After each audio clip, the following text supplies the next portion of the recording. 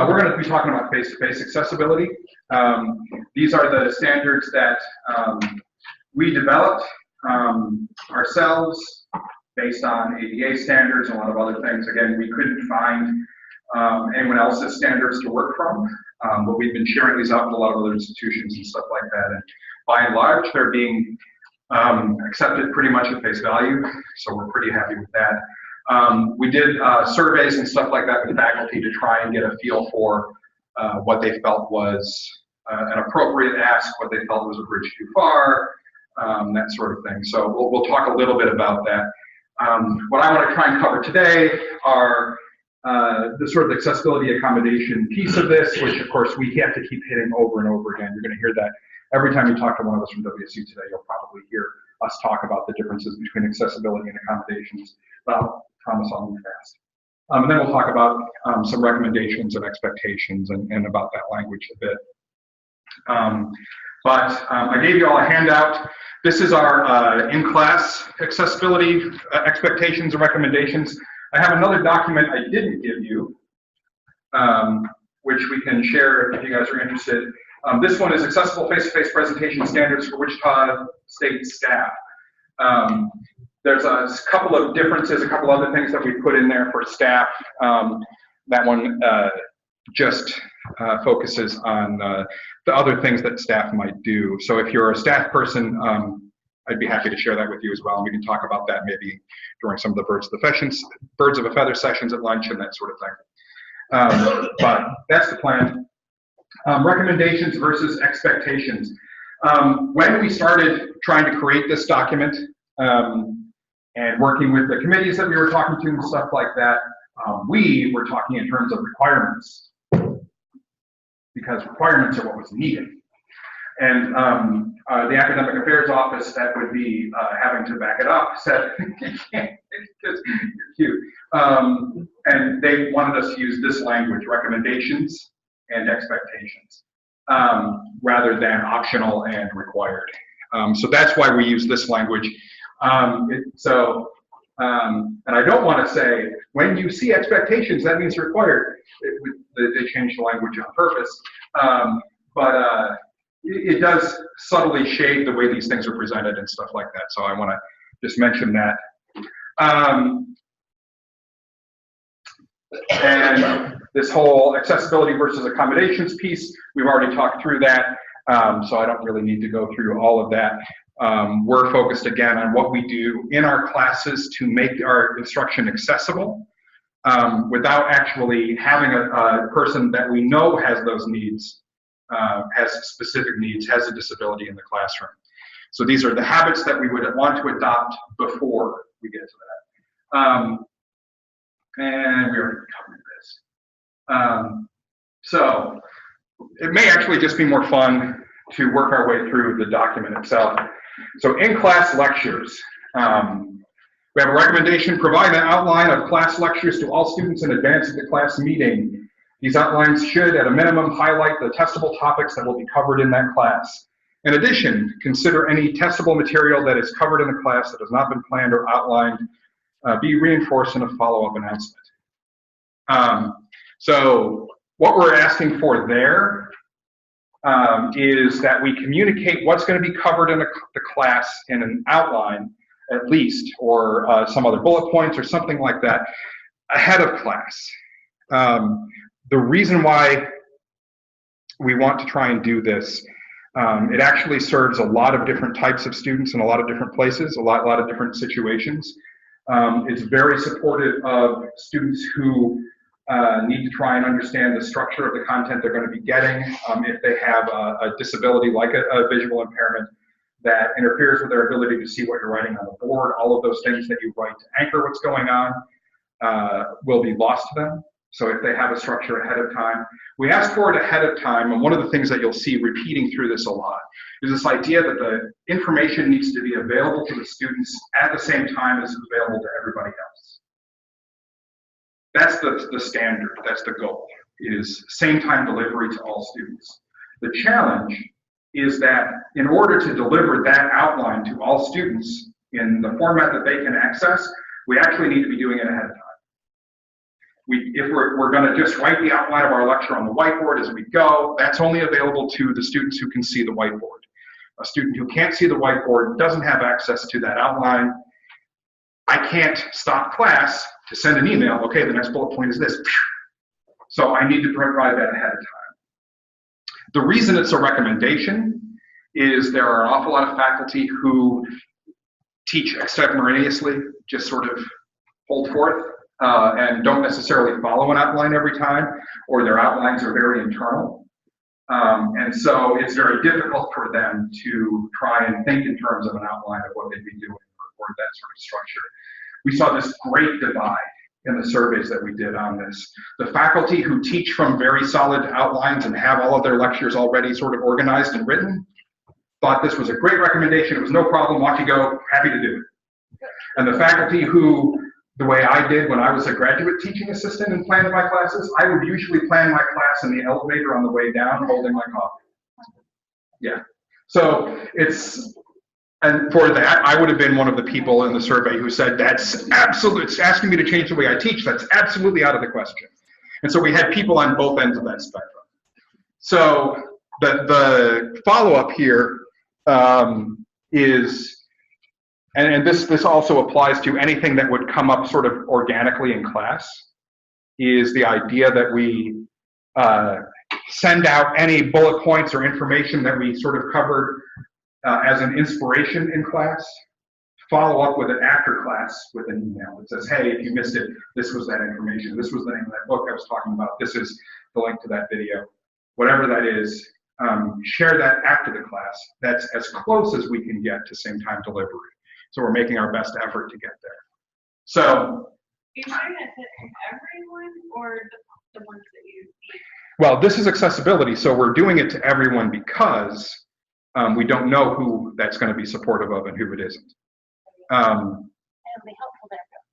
It should be helpful to everyone, yeah. It is helpful to everyone, but it also says, well, you can sleep in class and someone send you the content afterwards. Yeah. So, I mean, this is an outline. It's not everything that goes into it. So, but that is a challenge. That is a thing to think about. At the same time, I'm going to bet money that the students who attend your class are getting more out of the content than they would if they just decided to read an outline or just read the chapter and stuff like that. So, it's a balancing act. It's a thing that you have to try and wrestle with. It's why it's a recommendation. Even when we start talking about rules like everything has to have captions in video and that sort of thing, there are places where captions would damage the instruction. And when you're doing language learning and stuff like that, having captions when you're trying to make sure that people understand what's being said can undermine the whole lesson. And so we have to have the freedom to say, hey, this is an exception to that rule, I'm not going to do it, and then be able to justify that. So, I mean, essentially, we're making these recommendations. Your mileage may vary, but it's worth considering at any rate. I have a question. Yeah. I teach a chemistry class, and a part of my lecture sessions always is to ask students about problems that they would like to work or see work or whatever. And so I never know what they're going to ask me about, and I do all of those problems on the board. Sure. I mean, how do I reproduce that for a student? So is that problem that they're having a problem with, is that in the text somewhere? Is that coming from somewhere, or did they just make it up? Both. Sometimes Okay. so I have a homework set. Right. So sometimes we work those. Sometimes they are example problems that would be in the chapter of the text. And then sometimes they make up problems and we go through those. Okay. So you're really basically okay, except for the last one where they make up the problems themselves. And in that case, so the strategies I would look at is, I mean, you can do the email afterwards and say, hey, that problem that we're working in class looked like this, since that doesn't appear in the textbook or in the homework sets. The other possibility is to think in terms of how are we presenting that information? And again, we're looking for two cognitive channels. So if there's no way to translate the visual representation of that problem you just drew on the whiteboard.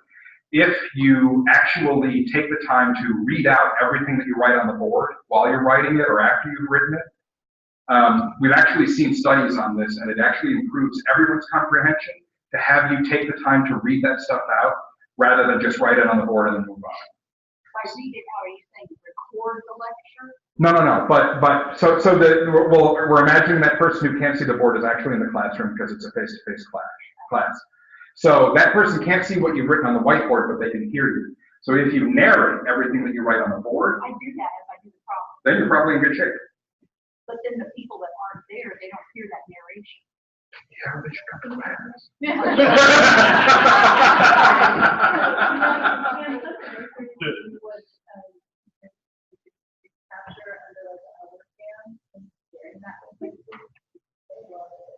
The only issue is I'm not sure how that affected attendance. It's like, oh, Yeah. Can Can you take a picture and just message it to them? Who's gonna take the picture? Well, They're basically gonna, if I am modeling the problem and discussing it as I write it out step by step, somebody's gonna have to be recording and I can't. well, what if instead send out the email after that says this is the problem discussed in class? Like, if you weren't able to attend class, you have that problem. Or continue is that right? What? I mean, so all of those are reasonable. We will all work with our students outside of class if they didn't really understand something when I get that, and that's just good instruction and stuff like that. Some of the challenges when we start trying to record these things and present them digitally later, get away from the face-to-face concerns that we're trying to talk about here, but making the recording of it doesn't necessarily fix the problem for the person who can't see it, whether it's digitally recorded or not. And so the important thing there is to be able to deliver that content in an audible way, so that that person who can't see it, because they're not going to be able to see it any better on a video later than they were in the classroom, probably. Although some low vision people may be able to blow it up enough that they can actually make it out. But we're trying to address that person who can't see it. And so making sure that that's also delivered in a verbal way will help that person, whether they're in the room or not. Well, if it truly is an accommodation, then they'll have someone taking notes for the next They may very well have somebody taking notes. They may have all kinds of other things. So one of the fun questions we get a lot when we talk about the size standards, and here, I brought this up rather than the slide deck since I'm just talking through the thing, and then I immediately looked at it and realized it was nowhere near big enough.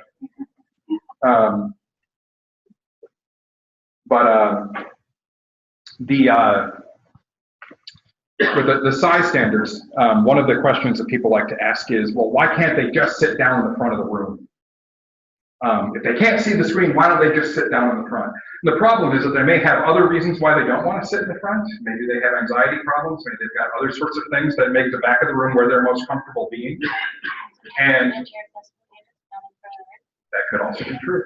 So any of those other reasons may be a perfectly valid reason not to sit in the front of the room. And we also want to do our best to not ask people to self-identify. So if I say, hey, everybody who has trouble with their vision, come down to the front and so you can see the screen, then I've asked everybody who's got bad vision to stand up and identify the fact that they've got bad vision. That's not fair. So we want to try and avoid that self-identification if at all possible. All right. Let's move on. We're going to get through 3 of these by the time we get out of here. Recommendation for all regularly used diagrams, pictures, and other visual components of class. Have digital versions prepared ahead of time and distribute them in time for class to augment or replace hand-drawn versions on the board. This is an argument for slide decks rather than whiteboards. It's an argument for, we had a class, this is one of my favorite stories. We had a class, a chemistry class, student was going through the class. She had a student assistant who was sitting next to her and using a tactipad, which is essentially a wax paper frame, or a wax paper held in a frame, and then this sort of perforating wheel that on a thing, sort of like a small pizza cutter kind of thing. And the student would have to try and do the drawings that were going on the board on this wax paper so that the visually impaired student could feel those graphics. That student who was selected did not have great drawing skills. It was hard for him to keep up sometimes because the faculty member knew those images and stuff like that. We tried all kinds of different things to make that process better. And 12 weeks into the class found out that everything that the instructor was drawing was in the textbook.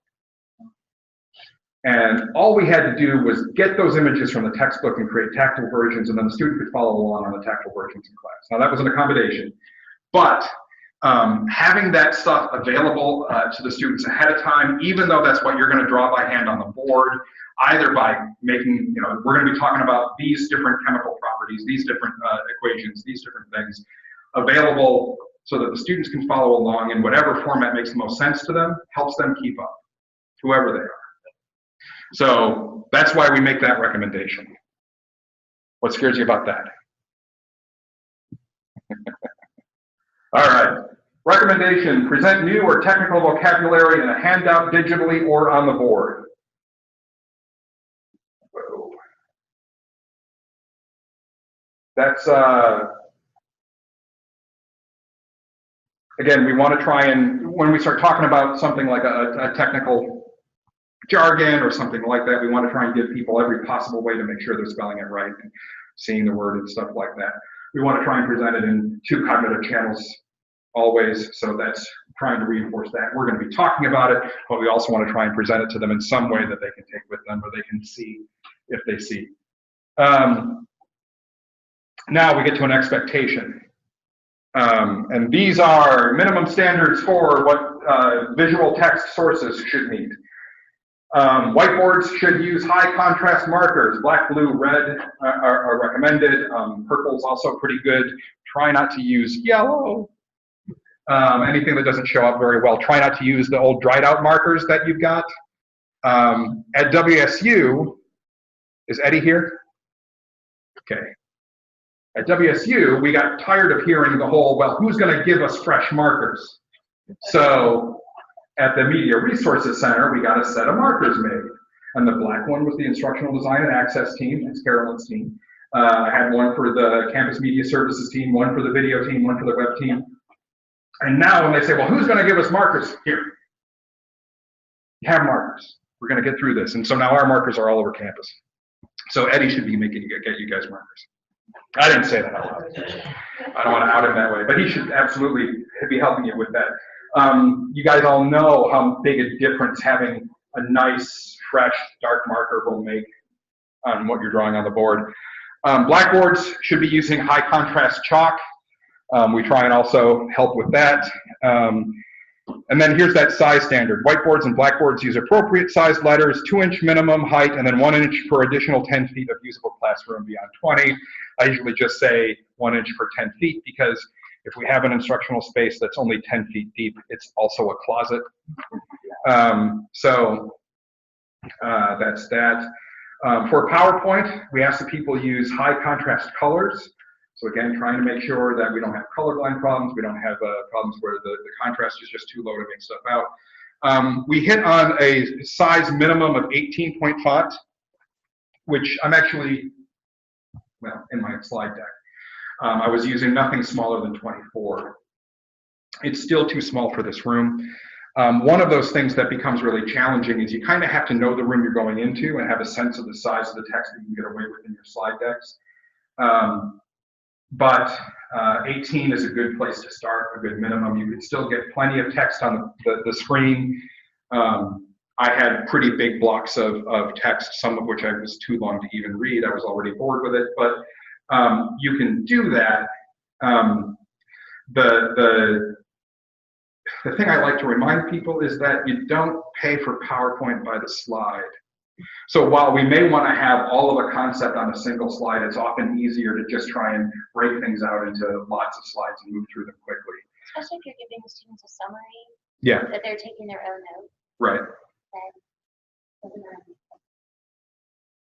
So think about how you do that sort of stuff. Any content presented visually. We already talked about this a little bit. Narrate or describe what's written on the blackboard, whiteboard, PowerPoint, or other format. Describe images and charts as you work through the material in class, and large text as needed. So you saw me trying to do that with my presentation, and I remembered to describe the puppy looking at the pie, even if I couldn't remember for the life of me why I put that damn picture in the presentation. I'm professional and stuff. So those are all the sorts of models that we want to try and emulate there. Expectation. Have I gone past what we've got here? Yeah.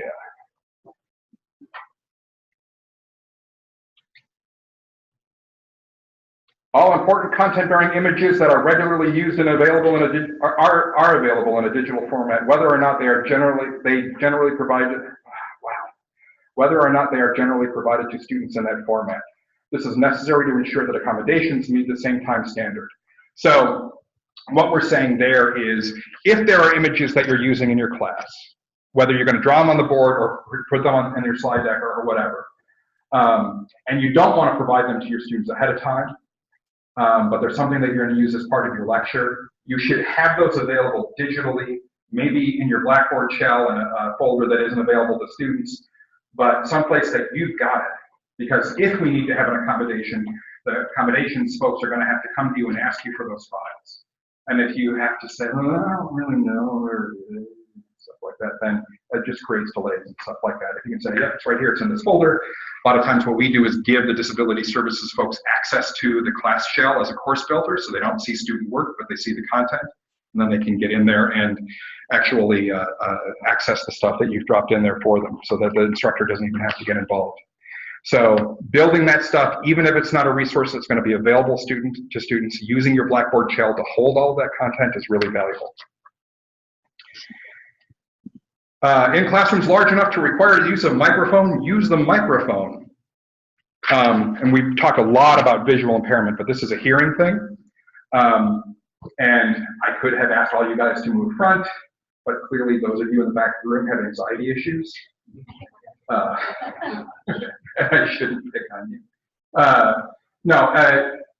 One of the things that we see a lot is people who will say, hey, I got a big booming voice. I don't really need this microphone. Do you guys mind if I use the microphone? No, okay.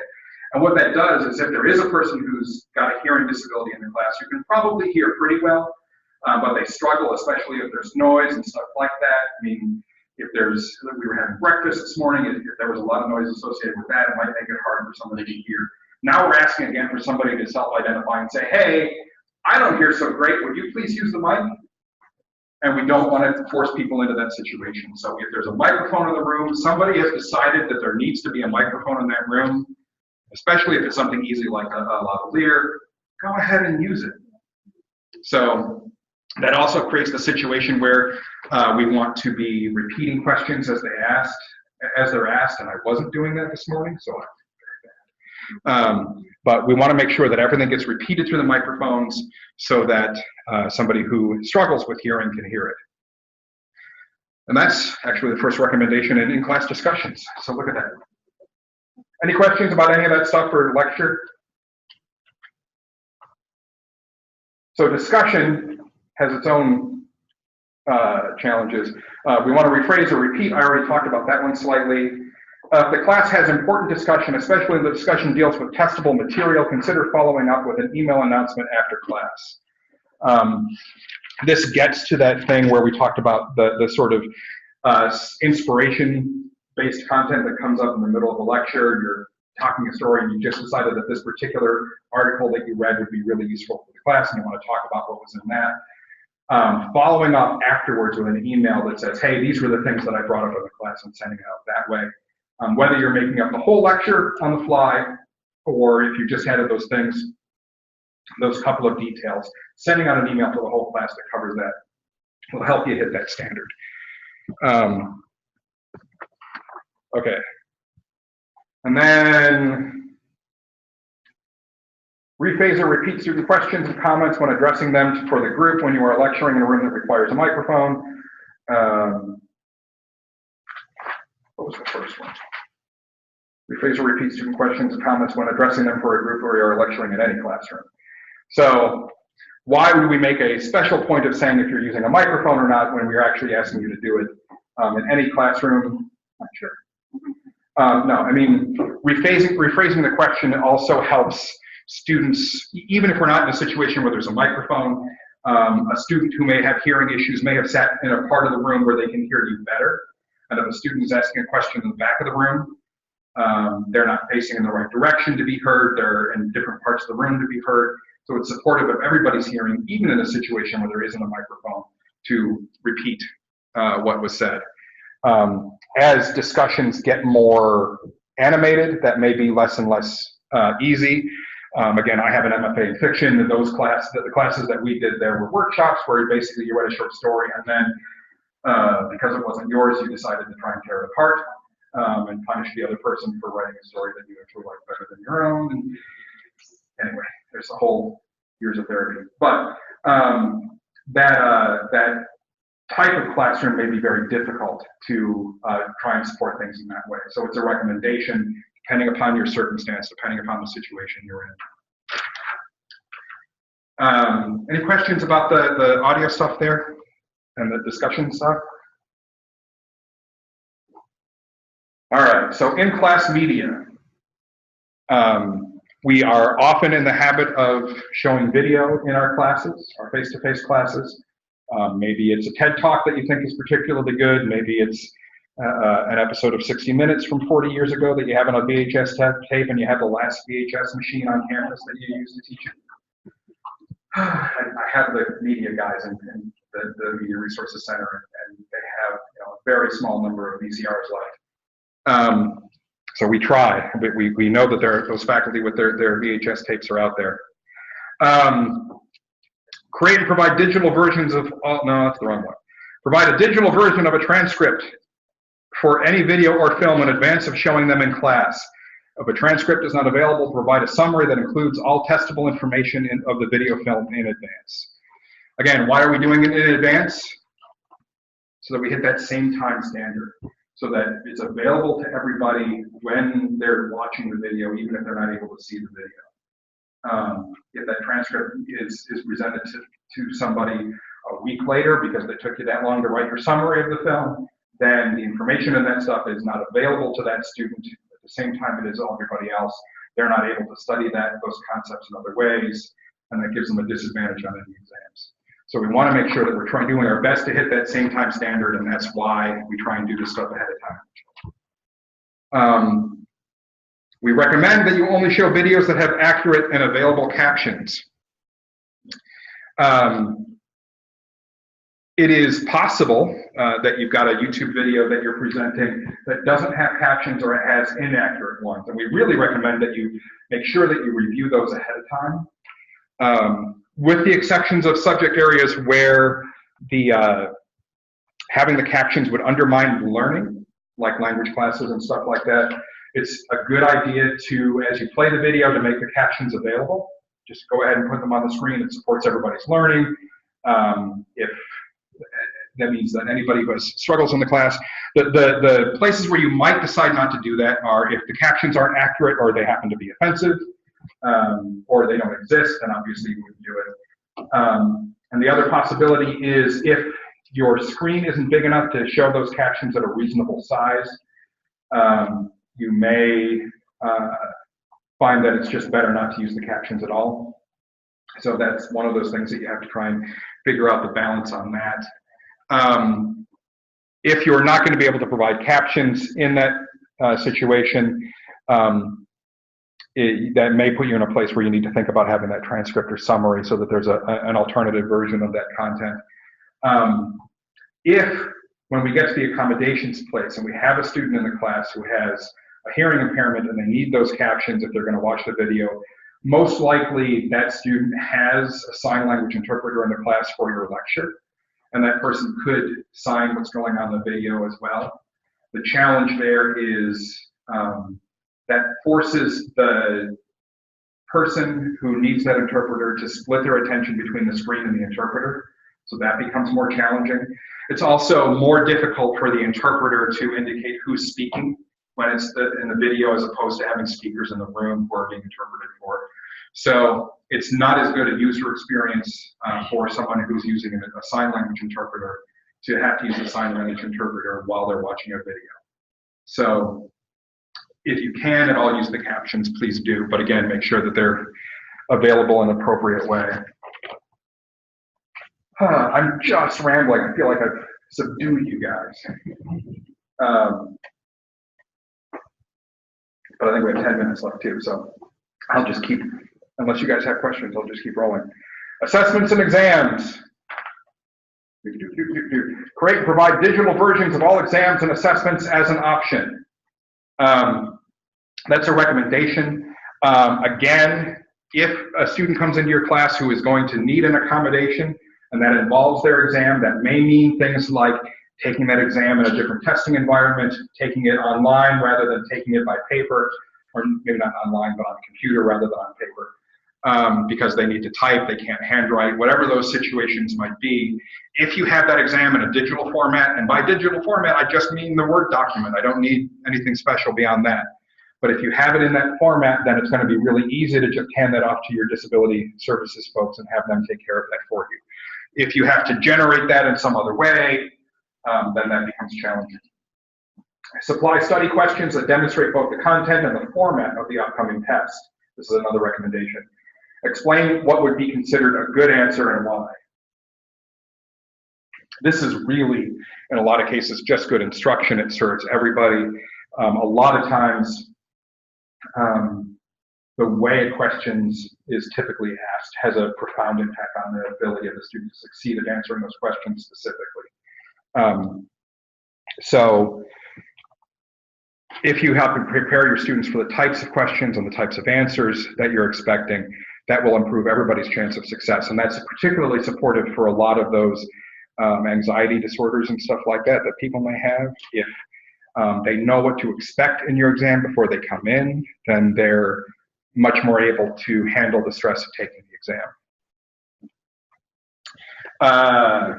When a test, so there's a recommendation, when a test is not designed to measure students' basic skills, allow appropriate tools such as a calculator, scratch paper, or a dictionary for exams.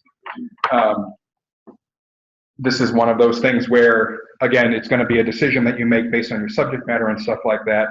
But if a student has a particular problem with spelling, and letting them use a dictionary to make sure they're spelling things right as they go is supportive of them, but what you're teaching is literature and the spelling isn't really what you're testing, then it's appropriate to let them use a dictionary during the exam,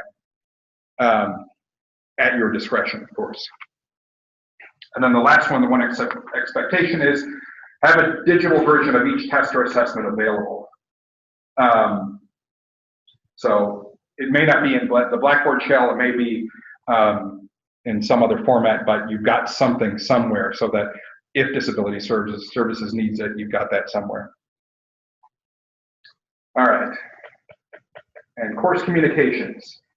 We recommend that you maintain digital copies of all content that's provided to students as an archive in the associated Blackboard course shell. It's a whole lot easier to make that stuff available if somebody loses a file, if they need to get access to it. It's more available for all that stuff for the disability services folks if they need to come along and identify what needs to be created. All of that stuff is really supported there. And keeping it in Blackboard then keeps it associated with that course. I imagine you guys do things the way we do, where you'll take a previous semester's course and roll it into the new shell for the new course, either through course copy or import-export. All that stuff would then travel with it, and that becomes a great resource for supporting students later. We want to encourage you to provide the course syllabus at least 2 weeks ahead through Banner, which is our student information system, and/or Blackboard. Why would we want to try and handle it, make sure that we provide the syllabus that far ahead?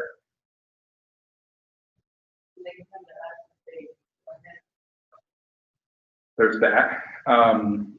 Letting them take it, showing them the syllabus for somebody who has may need to make choices about classes, which class to take.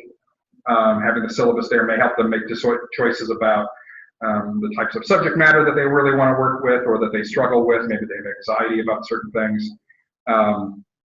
It helps identify what, again, for those disability services folks, if that syllabus is available a couple of weeks ahead and they know there's a student going into that class, that's going to help them identify resources and stuff that are going to have to be created for the class. Ideally, we've been working well ahead of that, but you never know. All right. Recommendation, communicate with students in a digital accessible way that also keeps a record of those communications. We recommend Blackboard's announcement feature, which will both send an email and provide an announcement on the course homepage. You may be in the habit of just sort of sending emails to students, just communicating in other ways. The nice thing about the announcements feature is that information is also always available on the landing page or on the announcements page. We're in the habit of using the announcements feature as our landing page in most of our courses. So whatever you've done most recently is right there at the top.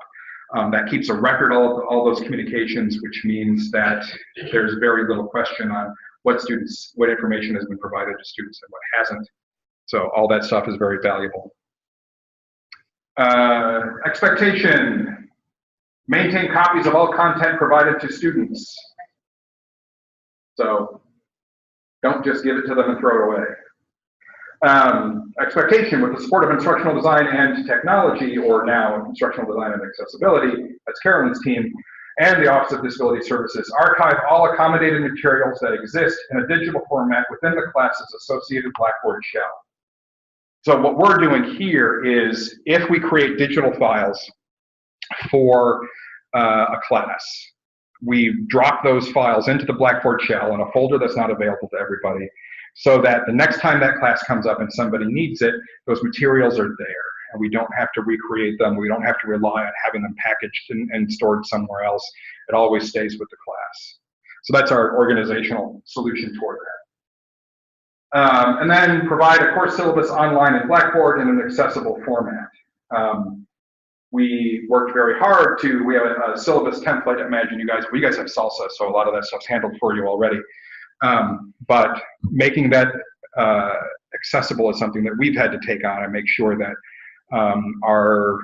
most of those are delivered as Word documents at WSU, and we have to make sure that they are using proper header structure and stuff like that so that it's easy to navigate around in there. So that's what we do there. I think that's the end of the list. Oh no, there's one more thing at the bottom. Guest speakers. Provide a copy of these expectations and recommendations to any guest speakers and punish them with these. So that's just, it's important, especially for an institution like ours where we have policies and the agreement with the NFB and all of these standards that we must hit to make sure that we communicate with guest speakers that they also need to try and do their best to hit these standards as well. So that's our list of the face-to-face guidelines that we've created. You'll see that there's a lot of just relatively minor technical stuff in here, minor changes to behavior. A lot of it is about providing some structure and some communication about information ahead of time to your students. A lot of it is about just trying to make sure we're using 2 cognitive channels. If you focus on those 2 things, you're going to be in great shape. What kind of concerns do you have?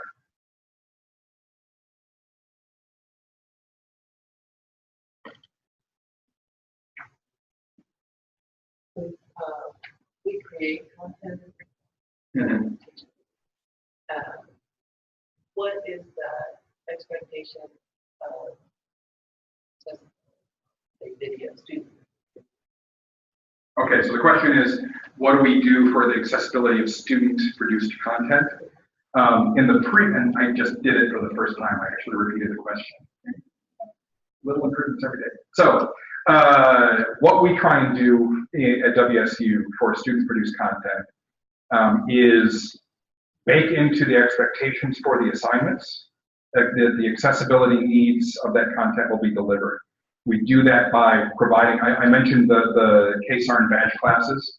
So we have one on captioning. We have one on doing PowerPoint presentations and face-to-face presentations. We have one on Word documents, so for fiction workshops or composition workshops and stuff like that, where those documents are shared.